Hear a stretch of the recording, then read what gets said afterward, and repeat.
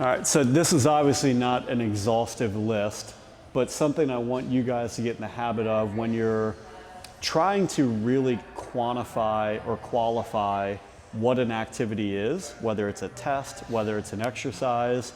Start breaking down just the components of that test or of that exercise. And what you'll start, like a fun game that I try to play is, like I'll tell a student, I feel like you could give me 6 exercises and I could go through an entire day and treat every single patient with those 6 exercises just by appreciating what each exercise is doing and then relaying to the patient how the quality of that exercise matches up with either the impairment they have or the task that they're getting back to. So think about like a single leg RDL. What could you use a single leg RDL for? What would be either an injury, an impairment, or a quality that you're trying to train? Perfect. Hamstring length. What else could you do? Single leg balance. What else? Hamstring strength. Hamstring strength. What else? Glute strength. Glute strength. What else? Adductor strength. Adductor strength. What else? Adductor strength in what respect? Adductor strength. AB in what sense? Like single leg balance. Perfect. So single leg balance, and you can think of abductor strength almost as like an anti-frontal plane motion. So it's a sagittal plane task, and just like we use anti-rotation for core, I've got abductors doing anti-adduction or anti-rotation there. What else? Like warm up on the turf, just get the blood flow going. Perfect. You'd be part of a dynamic warm-up. What else? Work on a little bit of rotation, cross-body rotation. Yeah, so I always think like, hey, maybe I have a pitcher and I have early Tommy John, early post-op labrum rotator cuff. I'm limited with my upper body. Maybe I'm doing movement prep, body awareness, proprioception, and we're working on contralateral leg or lead leg follow through and teaching them how to get into closed chain IR, flexion, and adduction with that. What else do we have? Like post-op, foot and stuff, just like single leg balance or even just like proprioception, lower extremity. Yeah, maybe foot intrinsic. You could argue foot intrinsic strength for plantar fasciitis. Low back pain, teaching a hip hinge. So we just rattled off like 9 different reasons for why you could do a single leg RDL. And it all comes down to not one of those was the same. One had to do with more of a static activity. One had to do with more of focusing just on single joint hip flexion. They were all low impact options. So with this, start thinking about exercises and what types of qualities they have with them. Because ultimately, what we want to do with our testing is make sure that the qualities of our test match the qualities of whatever we're preparing them to get back to doing. If I want to be a world-class bench presser, I better be doing some testing that lets me know how well I'm going to bench press in the future. Probably the easiest thing to do is have them bench press. If we can't bench press, what's the next closest thing? If we can't do that, what's the next closest thing? If we can't tolerate that yet, what's an exercise or a test that's a step below that? So you really just, you define what the terminal task is. Remember last week when we talked about defining the situation, we said like, what's the injury? What do they need to get back to doing? When do they need to get there by? What are they currently capable of doing and what's limiting them? That all starts with defining that endpoint and what the qualities of that terminal task. Maybe they're a cross-country runner. Maybe they're a grandparent that has childcare duties. Maybe they're a cashier and they have to stand all day. Whatever it is, you have to know what they're trying to get back to doing and find different testing criteria that's going to allow you to make an educated decision of, are they going to be able to do it safely and do it well? Then leading up to that, 2 weeks prior to that, what's a step before that? 2 weeks prior to that, where are we most likely from a healing time frame, a protocol time frame, or a functionality time frame, and what can we do to make sure that we're hitting benchmarks there? That correlates with the phase of rehab that you're in, and where we talked about if I'm in that early acute phase, which we called homeostasis restoration, or really just get things back to baseline, get pain levels down, get just normal ADL movement back, restore range of motion. Awesome, we know those are our goals. How are we quantifying that? Well, we're probably giving them a pain scale. We're probably doing goniometric measurements. We're probably doing some sort of ambulatory task, maybe a 6-minute walk or a tug or just gait observation. But criteria-based testing is always used to quantify or qualify if you are or are not making progress, either within the session or the phase that you're in or towards that final goal. So let's, just to kind of play off this, let's say we're doing a barbell loaded back squat. You can look at these in two different ways. Static meaning like literally not moving at all, or it could be static in the sense that, yes, I'm moving, but I'm not physically changing my location, meaning I'm not moving from here to here or there to there. So you could kind of answer that in two different ways, but we can answer, is squatting a static or a dynamic task? It's dynamic in the sense that you're moving, you're not just doing an isometric, but it's static in the sense that you're not covering any ground. Is it non-weight bearing or weight bearing? Weight bearing. Single joint or multi-joint? Low impact or high impact? Yeah, I'd say the minimal impact. You're always at high resistance, but low impact. Low velocity or high velocity, and just think about a traditional weight room squat. Probably on the lower end of the spectrum. Symmetrical or asymmetrical, and you can think of, I always think of this as, is the left half and the right half doing the same or different things? Symmetrical. So we could keep going and going and going. Other things that I look at commonly that we'll talk about, is it structured or unstructured? Or controlled versus chaotic environment? Is it anticipatory versus reactive? That makes more sense when we get into locomotive work. Am I telling you, shuffle 5 yards, and then once you hit the 5-yard cone, turn and jog? Or are you saying, I want you to shuffle, and then when you hear me clap, you turn and jog? It's literally the exact same movement, but one's an anticipatory versus one's a reactive environment. So examples of why that may or may not be beneficial, if it's reactive, they cannot pre-coordinate foot placement. So it's kind of the same thing, like I just uploaded some new videos to our ACL course, and part of it's reactive drills, and we have a ball drop section, and we do variable stances for the ball drops. So one is just a sprinter stance. One is more of like a athletic stance or an even stance. One is pogos. One is hip shifts, and then they have to go. One is a sideways position, and then they've got to turn and run. All of them are reactive, but they're starting from different stances. So their initial first step has to create force in a different direction. Some just straight ahead. So if I have like an MCL sprain or a meniscus tear, an entry point for that drill would probably make more sense to be here than to have them here and have to turn. Even though the overall, at that point, the rate limiting factor is more likely the direction of force as opposed to the amount of force. Rotational activities probably less likely than the other. Whereas you may have something that may be more of like think of a bony stress injury. And we introduce locomotive work, it doesn't matter what direction we're going. If I have a stress fracture, recovering from a stress fracture, my bone doesn't really care as much if I'm walking forward, backwards, sideways, crossing over, crossing under, but it does care if I start to increase the level of impact. And going from walking to marching to skipping to jogging, with those people, you care more about giving variety with direction early on as opposed to progressive impact. And that's where when we go through exercise selection with some of these, you'll start to see your menu for exercise selection is always the same. And we're picking the type of movement, the direction of force, the amount of force, the rate at which we're producing force, the level of impact. But what we care about is with their given injury, which one of those is the least safe to fail? Which one is going to cause the most catastrophic event if it doesn't go well? That's the rate limiting factor. Everything else, that's where you get variety with your workouts, and that's where things can be interchangeable. But usually your phases of rehab is going to be dictated by what you're operating within. That is going to be what, if something were to go wrong, what would be the step that it went wrong with? And that's the one we have to respect the most. Having an idea of what the qualities of an activity are gives you a good idea when you progress to the next one, how many steps did we skip or how many steps did we progress? And if we go from, say all right, Bami's got somebody with a hamstring strain and he wants to strengthen the hamstrings.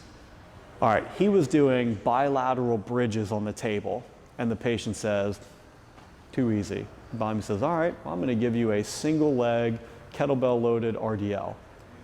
It's a hamstring activity, but we went from like minimal weight bearing to full weight bearing.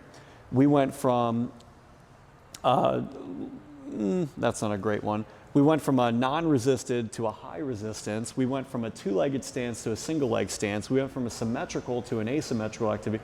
We skip so many steps that if they struggle with it, either from it provokes symptoms or they just have a hard time coordinating the movement, we don't know if it's because they went from weight bearing to non-weight or non-weight bearing to weight bearing. We don't know if it's because they went from a two-footed activity to a one-footed and they just don't have the stability there. We don't know if just maybe they're fine on one foot, but we gave them a 30-pound kettlebell and that's what's causing them to go off. So we skip so many steps that it's just you're gonna chase your tail trying to figure out what went wrong with it, where if you just would have said, you know what, hop up, you just did bridges, let's come off the table, let's do a bilateral two-legged RDL or a hip hinge with just the dowel. How's that feel? Yeah, it feels good. It feels a little stretch back there, but it feels pretty similar between the two. Cool.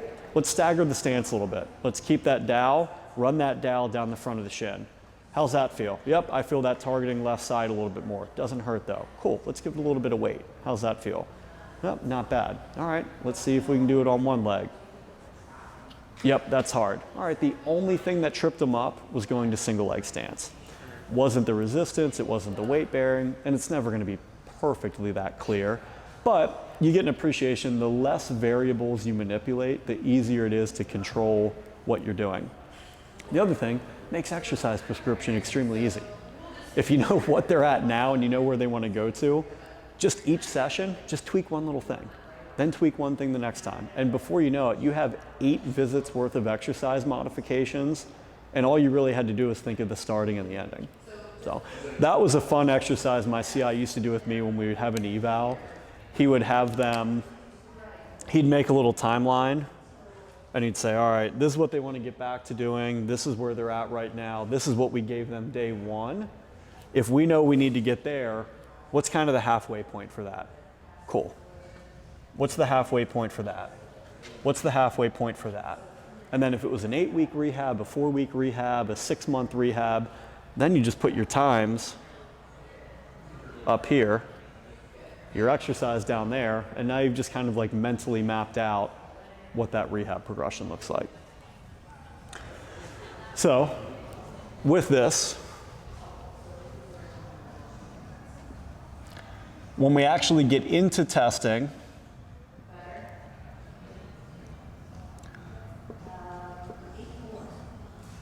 we didn't do this the other day, did we? Okay.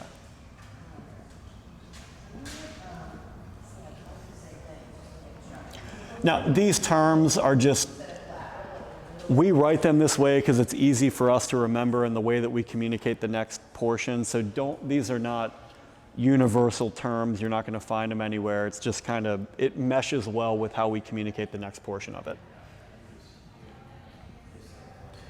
But if we're trying to find a perfect test, it's valid and reliable, it's logistically feasible, and it's practically applicable. Meaning, think of like content and construct validity. What you're saying you're testing, somebody looks at it and says, oh yeah, that makes sense. Meaning, if you're trying to predict somebody is going to be able to run very well, and the test that you're doing for them is having them stand on one foot and balance on their heel floating, it's like, it kind of connects the dots, but probably a better test would just be seeing like, let's see them run. So with this, you always got to think of, if somebody were to watch that test, could they look at the test and have an idea and connect the dots of, oh, I see how a good performance in that test matches up with the ability to do what we're trying to have them get back to doing. So things with that, think about like work hardening programs. You're going back to a labor-intensive job, you do a 2-hour work hardening FCE eval, that's pretty practically applicable. We're watching you pick up boxes, we're watching you go up steps, we're watching you doing very specific work-related tasks. So, valid and reliable with this, just think of, is there any data out there on it? Is there research, is there literature? The test that you're doing, is there something that you can pull and give to someone and say, I'm not making this up, I'm doing this test because this research shows if you successfully complete this test, your odds of performing well or reducing your risk profile are improved. Unfortunately, there's not a research article for every single test that matches up for males and or females, youth versus high school versus college versus pro versus recreational adult versus sedentary adult versus elderly population for field hockey, gymnastics, being a cashier, being a train operator, being a bus driver, being an airplane pilot, being a professional swimmer. You're never going to find a perfect test that matches every scenario. So and that's one of my pet peeves when people are like, where's the research on it? And I'm like, some things you have to logically connect the dots. And just because there's not research on it doesn't mean that it doesn't make sense. It may just mean there hasn't been the opportunity, or there hasn't been the ability to produce research just on your given population. Maybe we don't have it for soccer players, but we have it for baseball, or we have it for basketball. And if we have it for basketball, we can start to make some deductions that if it's applicable for that population, it may be applicable for this population, because a lot of the qualities from, maybe we're looking at energy system development, maybe we're looking at power, maybe we're looking at strength, maybe we're just looking at the types of activities they do on the court and the field, they look pretty darn close. So valid and reliable, is there something out there that you can say, hey, the research supports it, that's why we're doing it? Logistically feasible. Can you do it? Do you have it? Biodex has a lot of research on it. Do you see a Biodex in here? No. So it's great, but it's not logistically feasible because we don't have it. So what do we have to do? We have to figure out how can we closely mimic it. So that's where we get, all right, we can start doing maybe Tyndek testing, and maybe if you're using a Biodex to look at torque production at varying degrees of knee angles, cool. Maybe we'll do that with the Tyndek, and you can look at peak force and rate of force production, and you can quantify the knee angle and then manually do the calculations. Is it as seamless and easy and efficient as a Biodex? No. Does it give you pretty similar results? Yeah, you just gotta work a little bit harder. The other thing with that, you may have a great test that's validated by research, but it takes 45 minutes to administer. And in your testing environment, maybe you have 2 patients every half hour, every hour, and you're a PT with 2 techs, and you're in more of a delegation and oversight role. So you can't perform the test. So now what we may have to do is maybe we have to modify that test. And this is what we get into Blueprints courses, always default to what the best standard of practice is. But if we don't have the ability to do that, we need to do the next closest thing. And that's where maybe we take a standardized test and we just tweak it to fit what our needs are, and you document it. And then you do it in a reproducible way. So things that come to mind with that, maybe for like a Y balance test, if you don't have the Y balance kit, what's preventing you from having them reach a slider out and measuring the distance? Maybe we don't have a great way, and that's where I know like Eric Mayer in his course, like he teaches a way for knee extension mechanism. Well, hey, there's not a whole bunch of standardized literature on it, but it would make a lot of sense if we put somebody in a vertical trunk position, we elevate the heel, and we float down, and we can quantify how far they can go down. There's only so many things allowing them to do that, and the predominant one is how strong their quad is and how well they can control that motion. Not an abundance of research on it, but somebody can look at that test and say, looks like they're testing squad strength. Oh, that looks like an easy way to administer that test. That looks like a reproducible way to do that test. This wall's not changing. The tape measure's not changing. So if we can find consistent landmarks, you can reproduce it. So keep in mind, it's great to have the optimal way of doing it, but if we don't have the ability to do it, then we need to go suboptimal, but be able to actually administer it. And that's where I think about like training program and other stuff. It's sometimes you know what you want to do from a plan of care, but the A+ plan of care isn't feasible. So we got to give them a B+ plan of care, but we know that they can actually follow through with it. And then we talked about that one. Does it pass the eye test? A perfect test has all 3 of these. In our world, we commonly find tests that hit like 2 of the 3. And this is where you have to start hedging your bets and just figuring out, all right, what is this test not giving me? maybe I have a test that I can administer and somebody looks at it and they say, you know what? That makes sense. I can connect the dots. But at this point, people are just taking our word for it because we don't really have anything to validate it. So now what we need to do, all right, well, let's try to find a test that's relevant to our patient. Maybe it doesn't perfectly correlate to what their end stage activity is, but maybe it tests the quality of that activity. And there's some research behind it, so let's do that. And that's where I look at like return to sport testing. Probably for a soccer player, probably one of the best things you can do post-op ACL 12 months out is have them play soccer. And how well are you doing that? But there's no really way to quantify that other than just, are they playing at the same level that they were? Are they confident? Are they moving the same performance-wise? Are they still making the impact that they were? But we don't really have a way of quantifying that with research in regards to how many minutes do they play, what duration do they play, what quantifies them as being good or not good versus just are they still scoring goals, are they still putting up similar stats. But we could do something like, you know what, maybe we can Tyndek test them and maybe we can look at knee extension strength and knee flexion strength.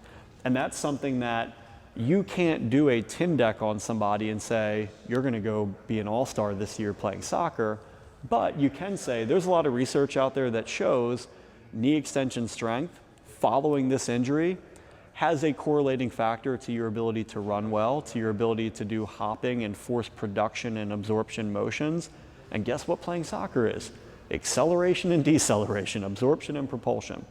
So this is where, when you look at a battery of tests, you're never going to hit every single entity that you need, that we talked about here, with one single test. But if you do a handful of them, you can start to paint a pretty good picture of this person. And with that, it doesn't need to be done all at one time. It's probably, so when you look at our ACL testing sheet, we don't just have a testing day at the very end where we run all of them. Usually what we'll do is we'll take that sheet and early on we'll knock out circumference and range of motion. For strength, we'll probably start with the single leg wall sit. Then we'll add in some of our Y balance, and we'll add some of our anterior step down. What's the biggest difference between single leg wall sit and anterior step down? Yeah, this whole concept of static versus dynamic.